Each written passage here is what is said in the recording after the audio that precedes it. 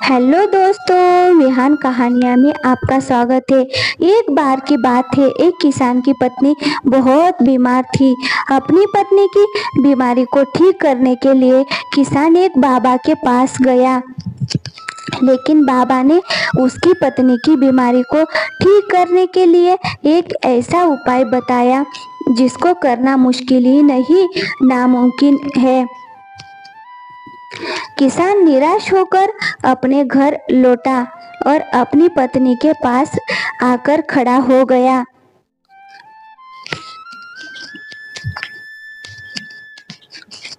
तभी किसान की पत्नी बोली, ए जी, क्या कहा सुखी बाबा ने? क्या मेरे इस रोग का कोई इलाज संभव है? क्या उन्होंने मेरे ठीक होने का कोई उपाय बताया है कि नहीं? अरे भानुमती, सुखी बाबा ने एक उपाय बताया तो है, लेकिन उसको पूरा कर पाना लगभग असंभव है। दुनिया में ऐसा कोई व्यक्ति नहीं है जो इस उपाय को पूरा कर सके। आप ऐसी बातें क्यों कर रहे हैं जी? मैं अपनी बाकी की जिंदगी ऐसे पड़े पड़े नहीं बिता सकती। आप मुझे बताइए तो, आखिर सुक्की बाबा ने आपको क्या उपाय बताया है? मैं तुम्हें सही समय आने पर सारी बात बता दूंगा, बस तुम सही वक्त का इंतजार करो। इतना कहकर श्यामलाल अपने खेतों की तरफ चल पड़ा।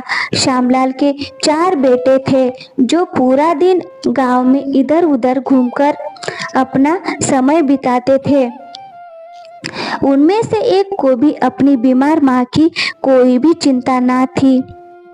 उनका बस एक ही काम था, खा पीकर गांव में लोफरगिरी करना।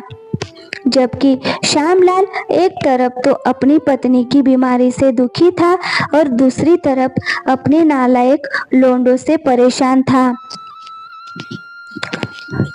एक दिन उसने अपने चारों बेटों को बुलाया और उनसे कहा, मेरे बच्चों सुनो, मेरे पास तुम्हें देने के लिए कुछ भी नहीं है।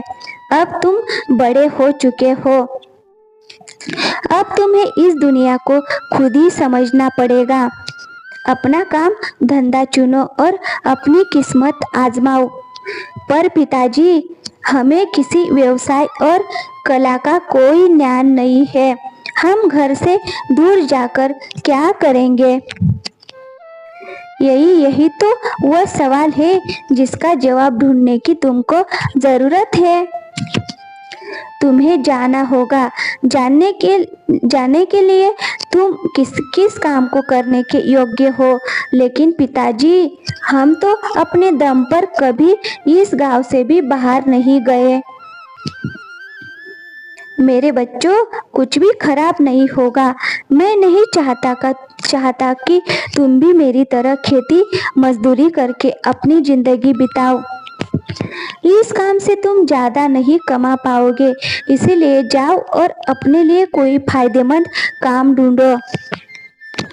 ठीक है पिताजी, अगर आप यही चाहते हैं तो हम अवश्य ही जाएंगे। चारों भाइयों ने अपने पिता का आशीर्वाद लिया और निकल पड़े।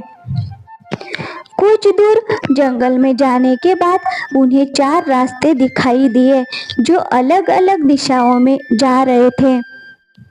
वहां रुककर सबसे बड़े भाई संजय ने उन सबसे कहा, मेरे ख्याल से हम सबको इनमें से एक रास्ता चुन लेना चाहिए और फिर 4 साल बाद हम इसी जगह पर आकर मिलेंगे। चारों भाइयों ने अपना अपना रास्ता चुना और उस पर चल दिए। जब संजय अपने रास्ते पर काफी दूर निकल गया तो उसे उसके रास्ते पर एक आदमी मिला। अरे भाई, ये रास्ता तो बहुत ही खतरनाक है। तुम यहाँ से कहाँ जा रहे हो? मैं काम की तलाश में निकला हूँ। मैं कोई काम सीखना चाहता हूँ, किसी भी तरह का काम जिससे मैं अपनी जीविका चला सकूँ। तो तुम मेरे साथ आओ, मैं तुम्हें दुनिया का सबसे शातिर चोर बना दूंगा। नहीं नहीं नहीं, मैं ईमानदारी से कमाना चाहता हूँ, चोरी चकारी से नहीं। मैं ऐसा कोई भी काम करना नहीं चाहता जिसकी वजह से मुझे जेल जाना पड़े। देखो भाई, तुमको जेल जाने को कौन कह रहा है? चोरी की कला सीखो और उसे भलाई के कामों में इस्तेमाल करो। सोचने लगा कि किसी काम को सीखने में बुराई नहीं है। संजय उसके साथ जाने के लिए तैयार हो जाता है और उसके साथ चल पड़ता है। वह संजय को चोरी की कला में इतना काबिल बना देता है कि अब संजय जो भी चाहे उसको आसानी से चुरा सकता था।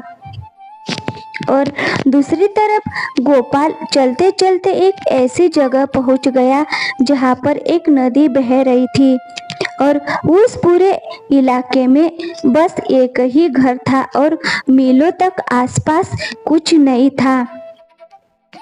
उसे नदी के किनारे एक आदमी दिखाई देता है जो अपने हाथों में कोई मशीन पकड़े हुए था और उसे अपनी आंखों पर लगाकर ऊपर की ओर देख रहा था। गोपाल ये समझ ना सका कि उसके हाथ में ये अजीब सी दिखने वाली चीज क्या है। तो गोपाल उसके पास गया। अरे भाई, तुम क्या कर रहे हो और तुम्हारे हाथ में ये क्या है? इस मशीन से तुम वो चीज देख सकते हो जो बहुत दूर है और ये जो चीज है इसे कहते हैं दूरबीन। ये चीज तो बड़ी दिलचस्प लगती है, क्या आप मुझे इसका इस्तेमाल करना सिखा सकते हो? अरे पुत्र, अगर तुम इसका इस्तेमाल करना दिल से सीखना चाहते हो तो मैं तुम्हें इसका इस्तेमाल करना जरूर सिखाऊंगा। गोपाल उस आदमी के साथ रहने लगता है और वह आदमी गोपाल को दूरबीन इस्तेमाल करने की कला सिखाने लगता है और कुछ ही महीनों में गोपाल दूरबीन का इस्तेमाल करने में काफी माहिर हो जाता है। तुमने बहुत अच्छे से सीखा है पुत्र, अगर तुम जाना चाहते हो तो जा सकते हो। हाँ गुरुजी, अब मुझे सीखते सीखते पूरा 1 साल गुजर चुका है, अब मुझे जाना होगा। इसी बीच तीसरा भाई एक शिकारी से मिलता है जो उसी के साथ उसी के घर में रहता है और उससे शिकार करने का हुनर सीखता है। शिवा, बहुत दिन हो चुके हैं, तुम मेरे साथ यहाँ अच्छे से अभ्यास कर रहे हो, लेकिन अब हमें जंगल में जाकर अभ्यास करना चाहिए। देखते हैं तुम चलते हुए लक्ष्य को भेज सकते हो या नहीं। दोनों जंगल में पहुंच जाते हैं जहां शिकारी शिवा को सिखाता है कि कैसे भागते हुए लक्ष्य को भेजते हैं। शिकारी का बाण लक्ष्य पर लगता है और उसे मार गिराता है।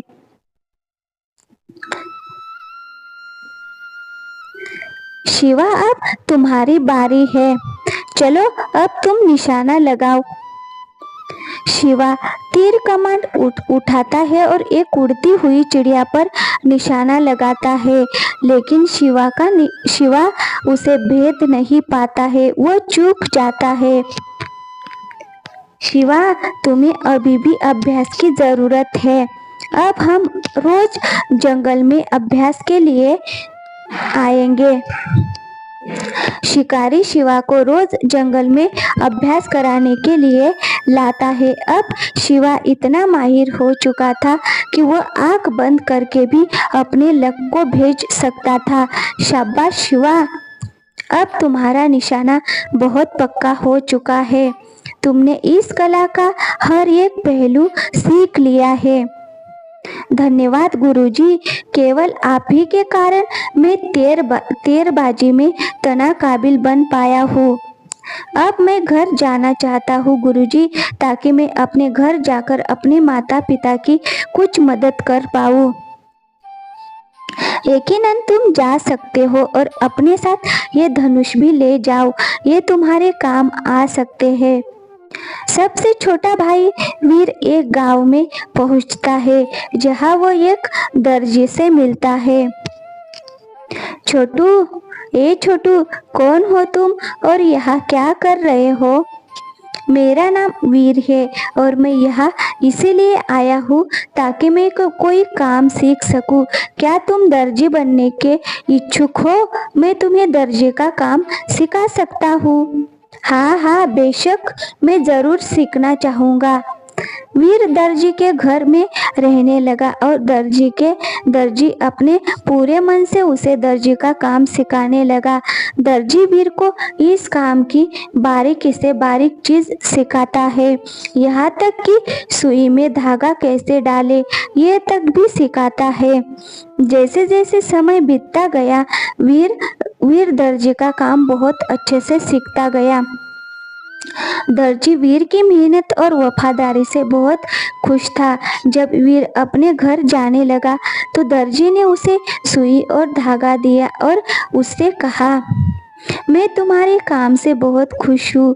ये लो सुई और धागा, इसे रुई की तरह नरम और लोहे की तरह मजबूत रखना, फिर तुम कुछ भी कर सकते हो। जब तुम इससे कपड़ा सियोगे तो उसके जोड़ कोई भी नहीं देख पाएगा।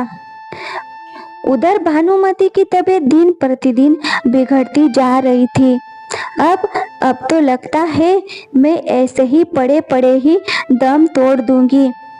कम से कम अब तो मुझे बता दो, आखिर सुखी बाबा ने ऐसा क्या उपाय बताया था जिसको करना असंभव है। श्याम सिंह ने भी अब अपनी पत्नी भानुमति को सुखी बाबा की कही हुई बातें बतानी शुरू कर दी। प्रणाम बाबा, मैं पड़ोस के गांव माहुल बनी से आया हूँ। मेरी पत्नी बहुत लंबे समय से बीमार है।